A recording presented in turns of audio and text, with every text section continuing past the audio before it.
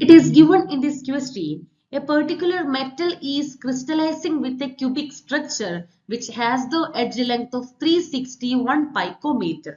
And it is also given there are 4 metal atoms in one unit cell. We need to find out the radius of the given unit cell.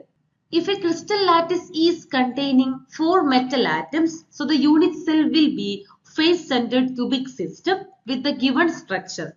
From this diagram, we could see that the atoms are present at the 8 corners and 6 faces of the unit cell.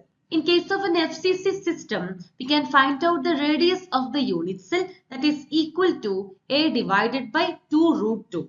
Here A is the edge length and R is the radius.